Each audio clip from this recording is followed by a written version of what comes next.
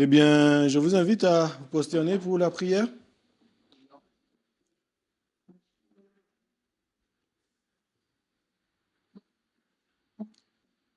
Père éternel, notre Dieu, notre roi, nous te disons merci une nouvelle fois de nous permettre d'être rassemblés en ton Saint-Nom. Nous ne sommes pas nombreux, mais nous savons surtout que ce soit la qualité qui compte. Merci de nous avoir permis d'être là, ouvrir ta parole, de partager ensemble les Saintes Écritures. Tu nous as demandé d'aspirer à cela. Alors merci de nous avoir permis d'être là et de pouvoir ouvrir ta parole en ton Saint jour béni et sanctifié. Je te prie pour bénir, ainsi que mes frères et sœurs qui sont ici présents. Le Seigneur leur accorder une double portion de ton esprit. Accorde-leur ta paix, ta grâce et ton amour. Nous apprêtons maintenant à ouvrir ta parole une nouvelle fois. Puisses-tu envoyer tes anges afin de nous garder, de te protéger. Baptise-nous de ton Esprit Saint et de feu, et que nous puissions, Seigneur, être disposés et à attendre et à comprendre ton message. Béni soit ton Saint-Nom. Nous te prions au nom de Jésus, ton Fils. Amen. Amen.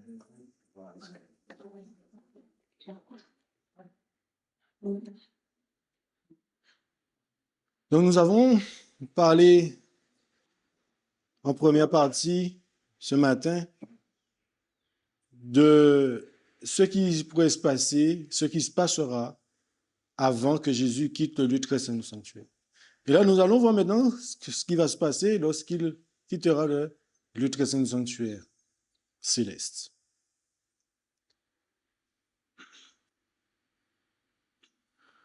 Et pour commencer, je vous invite à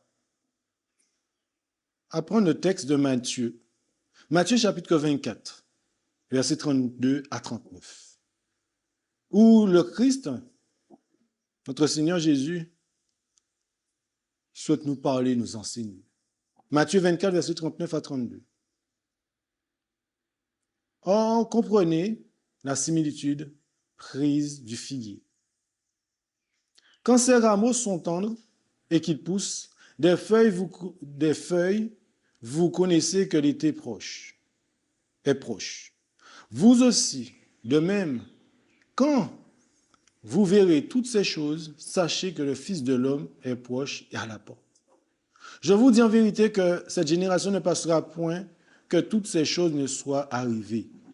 Le ciel et la terre passeront, mais mes paroles ne passeront point. Pour ce qui est du jour et de l'heure, personne ne le sait, non pas même les anges du ciel, mais mon Père seul. Mais comme il était au jour de Noé, il en sera de même à l'avènement du Fils de l'homme. Comme il en était au jour de Noé, il en sera de même à l'avènement du Fils de l'homme. Car de même qu'au jour d'avant le déluge, les hommes mangeaient et buvaient, se mariaient et donnaient en mariage jusqu'au jour où Noé entra dans l'arche. Et quand il ne connut rien jusqu'à ce que le déluge vint et les emporta tous, il en sera de même à l'avènement du Fils de l'homme. Nous voyons ici que dans la parole de Dieu, il nous est dit qu'il sera comme du temps Noé, comme au jour de Noé. Il en sera de même, nous dit la Bible.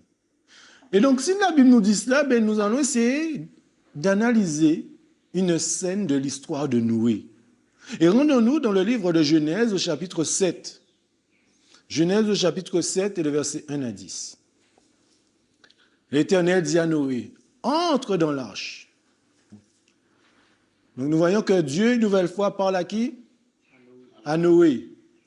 Et il dit à Noé d'entrer dans l'arche, toi et toute ta maison, car je t'ai vu juste devant moi parmi cette génération. Donc Dieu parle à Noé et Dieu lui dit quoi faire. Il lui dit de rentrer dans l'arche ainsi que sa maison parce qu'il a été trouvé juste. Ensuite, tu prendras auprès de toi 7 couples de tous les animaux purs, le mâle et sa femelle, une paire des animaux qui ne sont pas purs, le mâle et sa femelle. 7 couples aussi des oiseaux du ciel, mâle et femelle, afin de conserver leur race en vie sur la face de la terre. Verset 4. Car encore 7 jours, et je ferai pleuvoir sur la terre 40 jours et 40 nuits, et j'exterminerai de la face de la terre tous les êtres que j'ai faits. Verset 5. Noé exécuta tout ce que l'Éternel lui avait ordonné. Donc Noé obéit à Dieu. Et Noé avait 600 ans lorsque le déluge d'eau fut sur la terre. Et Noé entra dans l'arche avec ses fils, sa femme et les femmes de ses fils pour échapper aux eaux du déluge. Verset 8. D'entre les animaux purs et les animaux qui ne sont pas purs, les oiseaux et tout ce qui se meut sur la terre. Il entrera dans l'arche auprès de Noé, 2 à 2, un mâle et une femelle, comme Dieu lui avait ordonné à Noé. 7 jours après, les eaux du déluge furent sur la terre.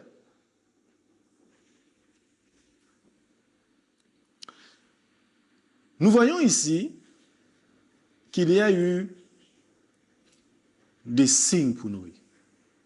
N'est-ce pas? Donc nous avons compris que Dieu parle à Noé, que Noé obéit à ce que Dieu lui dit. Et puis, 7 jours plus tard, Dieu dit qu'il fera pleuvoir sur la terre 40 jours et 40 nuits. Et qu'est-ce qui s'est passé? Après ces 7 jours, les eaux du déluge furent sur la terre. Dieu a fait ce qu'il avait dit.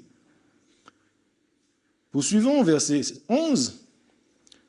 En l'an 600 de la vie de Noé, au second mois, au 17e jour du mois, en ce jour-là, toutes les sources du grand abîme éclatèrent et les bondées des cieux s'ouvrirent.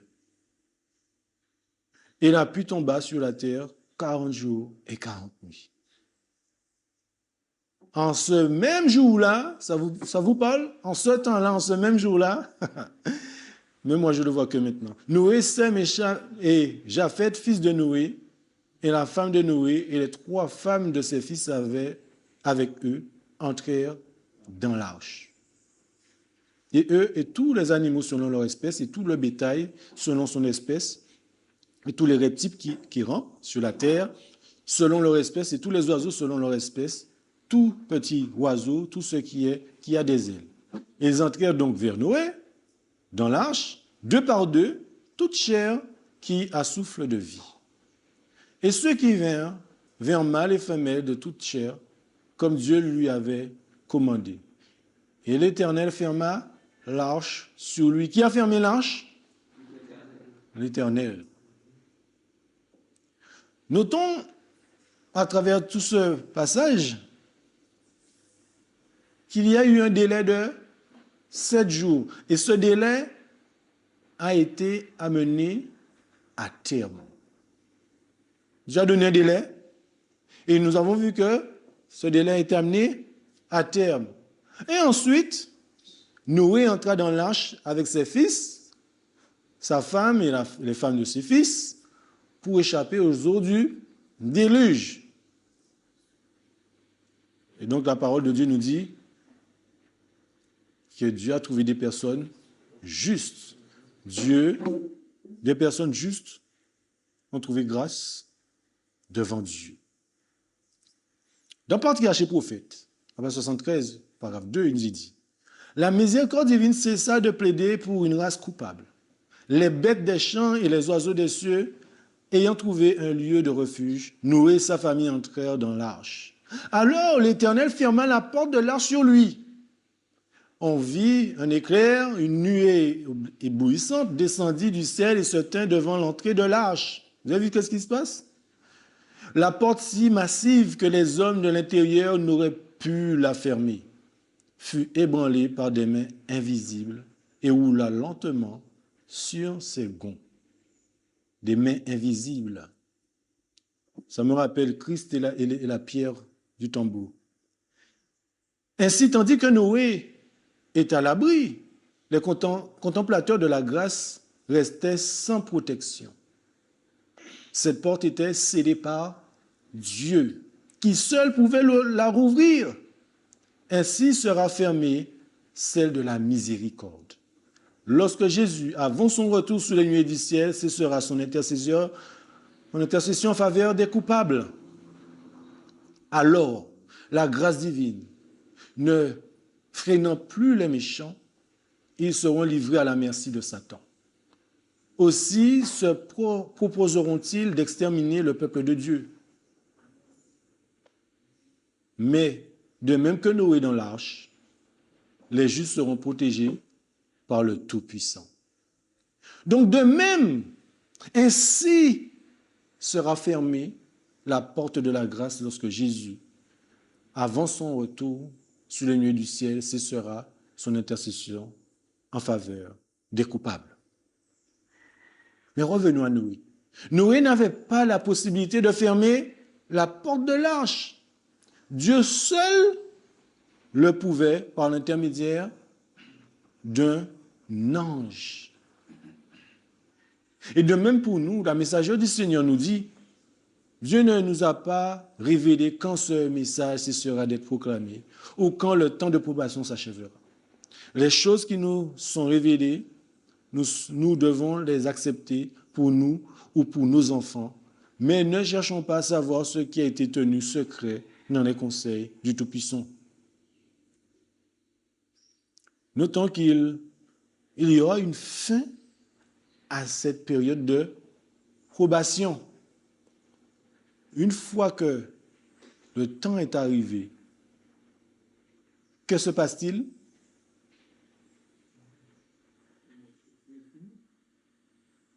Qu'est-ce qui se passe? On l'a dit tout à l'heure là, parce que Christ termine son intercession, le temps de probation s'achève, et qu'est-ce qui se passe? Il se lève, et quand il se lève, qu'est-ce qui se passe? Qu'est-ce qui se passe sur la terre quand Jésus quitte le lieu très saint sanctuaire?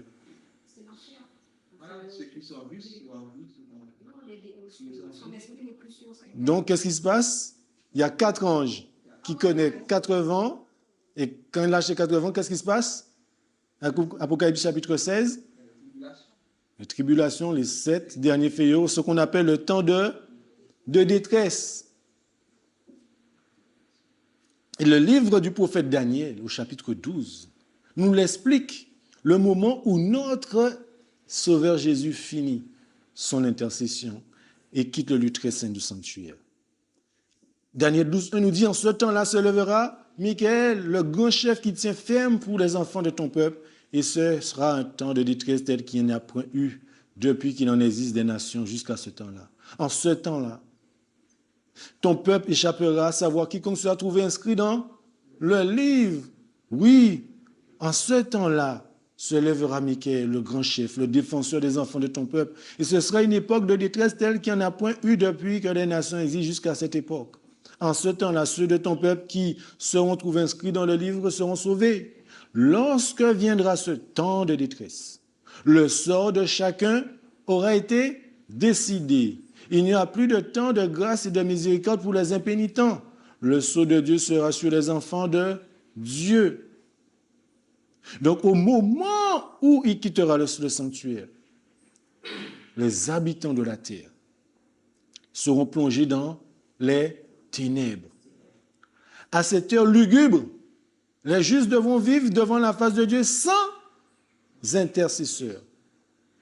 Les restrictions qui pesaient sur les pécheurs étant levées, Satan exercera un empire absolu sur les impénitents irréductibles. La grâce divine sera parvenue à son terme. Le monde aura rejeté la miséricorde de Dieu, méprisé son amour et foulé aux pieds sa loi. Les méchants auront franchi les limites de leur temps de probation. L'Esprit de Dieu auquel ils auront obstinément résisté leur sera enfin retiré. N'étant plus protégés par la grâce divine, ils seront à la merci de Satan, qui plongera alors les habitants de la terre dans la grande détresse finale. Les anges de Dieu, ayant cessé de tenir en échec la violence des passions humaines, tous les éléments de discorde seront déchaînés. Le monde entier passera par une catastrophe plus redoutable que celle dans laquelle périt l'ancienne Jérusalem. Donc, au moment où Jésus quittera le sanctuaire céleste, nous comprenons que Satan va agir avec puissance. Et que s'est-il passé pour Noé? Est-ce que Noé était dans la tranquillité?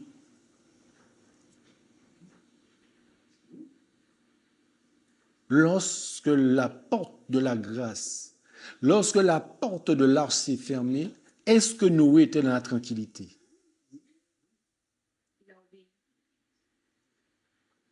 7 jours s'écoulèrent sans qu'on aperçût le moindre signe de l'orage qui approchait. Tandis qu'au dehors s'agitait une multitude triomphante. La foi de Noé et de sa famille fut mise à rude épreuve. Est-ce que Noé était tranquille? Noé n'était pas tranquille, mes frères et sœurs. De même pour nous, il sera de même du temps de Noé. N'oublions pas que nous serons sans intercesseur. Pendant 7 jours, il ne se passait rien, mes amis. La foi de Noé était mise à l'épreuve. Noé ne comprenait pas forcément tout ce qui se passait. Cela devait être un moment très difficile pour lui. Et nous, mes frères et sœurs, comment nous allons être? La messagère du Seigneur nous dit, dans le chapitre 39, le temps de détresse, au cours d'une vision, Saint Jean entendit une voix qui disait « Malheur à la terre et à la mer, car le diable est descendu vers vous, animé d'une grande colère, sachant qu'il a peu de temps. » Et les scènes qui provoquent cette exclamation de la voix céleste sont effrayantes. À mesure que son temps se raccourcit, Satan redouble de colère. Et c'est pendant le temps de détresse, écoutez bien, c'est pendant le temps de détresse que son œuvre de séduction et de destruction parviendra à son point culminant. Ce n'est pas avant. Beaucoup de personnes croient que Satan va simuler la venue de Jésus avant que Jésus quitte le lieu très saint du sanctuaire. Non, c'est pendant le temps de détresse. Ceux qui attendent le signe de la fausse venue, la fausse apparition de Jésus, ça sera trop tard. Il y en a qui s'attendent ce moment-là pour se préparer. Il y en a qui se disent, on va prendre position lorsqu'on va voir Satan simuler le retour de Jésus. Ça va se passer dans le temps de détresse. Et si ça se passe pendant le temps de détresse, Jésus est où? Il n'est plus dans le sanctuaire céleste. Oui, mais frère Marlin, ça n'a aucun sens. Pourquoi Satan va faire ça à ce moment-là? Parce qu'il va vouloir séduire les gens. Mais pourquoi ça se passe à ce moment-là?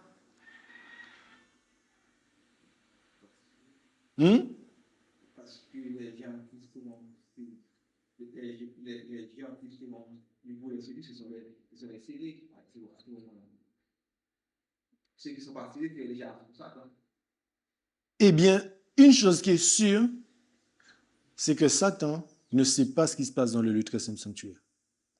Satan n'a aucune idée lorsque Jésus quittera le lieu très saint du sanctuaire.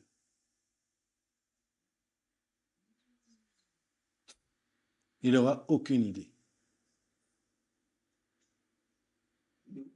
Le ciel lui a été fermé. Il n'a plus accès au ciel. Vous savez, à un moment donné, il avait accès au ciel. On lit l'histoire de Job. Mais depuis la croix, on n'a plus accès au ciel. Il n'a aucune idée de ce qui se passe là-haut. Non.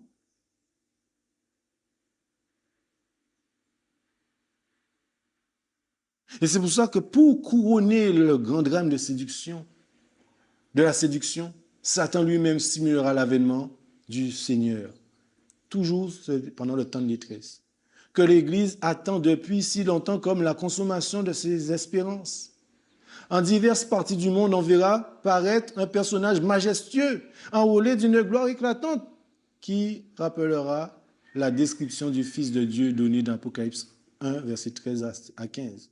Son éclat dépassera tout ce que les yeux des mortels auront jamais contemplé. De même, imaginez-vous, nous sommes là. Nous avons donné le message de miséricorde. Nous avons vu Daniel 11, 45 se réaliser.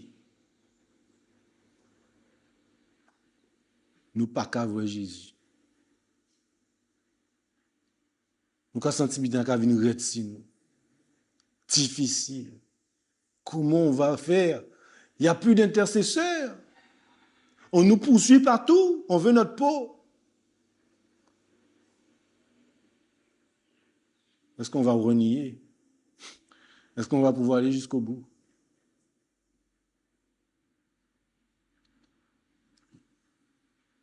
De même, nous allons aussi vivre des moments difficiles. Les foules se prosterneront devant lui pour l'adorer. Ce fou, Satan se faisant passer pour Jésus. Tandis qu'il lèvera les mains pour les bénir, exactement comme Jésus lorsqu'il bénissait ses disciples au jour de sa chair. Sa voix sera douce, contenue et fort mélodieuse. Affable et compatissant, il répétera quelques-unes des vérités célestes. Vous avez entendu? Il répétera quoi? Des vérités célestes et consolantes prononcées par le Seigneur. Il guérira les malades, puis en vertu de son autorité, ce faux Christ affirmera avoir transféré le sabbat au dimanche et ordonnera à chacun de sanctifier le jour qu'il a béni. Il déclarera que ceux qui s'obstineront à observer le 7e jour renient le Christ, puisqu'il refuse de prendre garde aux anges qu'il a envoyés pour apporter la vérité au monde. Voilà ce que Satan va dire. Cette suprême séduction sera presque irrésistible, comme les Samaritains éblouis par Simon le magicien. Les foules du plus grand au plus petit s'écrieront: celui-ci est la puissance de Dieu, celle qui s'appelle la grande. Mais le peuple de Dieu ne se laissera pas mystifier. Les enseignements de ce faux Christ ne concorderont pas avec ceux des Écritures. C'est pour cela qu'il nous est dit dans Matthieu 24, au verset 24. Car il se lèvera de faux Christ et de faux prophètes qui feront de grands prodiges et des miracles pour séduire même les élus s'il était possible. Et donc, comme disait le frère Junior, les élus ne pourront pas être séduits parce qu'ils ont été scellés. Donc, tous ceux qui attendront, mes amis, un signe comme un test ou se préparer ou pour prendre position, il sera trop tard, car personne ni Satan ne saura lorsque Jésus aura quitté le lieu très saint du sanctuaire céleste et que le cas de chacun aura été décidé.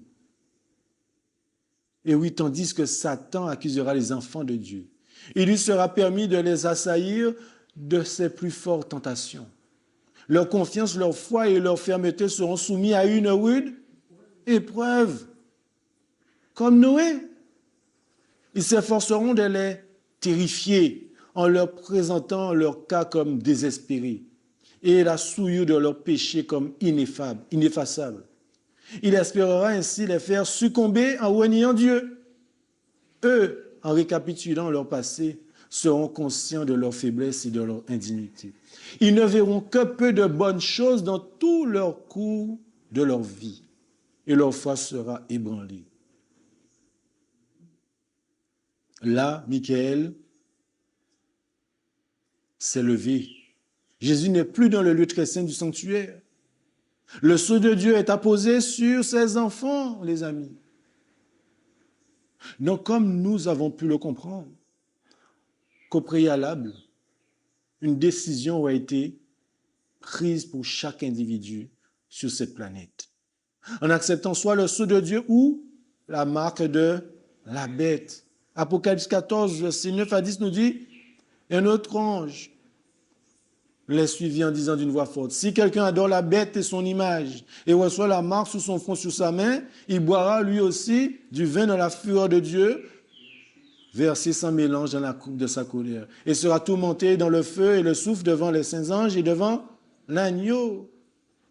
Donc la colère de Dieu se déversera sur ceux qui adorent la bête et son image. C'est eux qui recevront la marque de la bête. Cette colère est le déversement des 7 dernières plaies. Et c'est ce qui est marqué.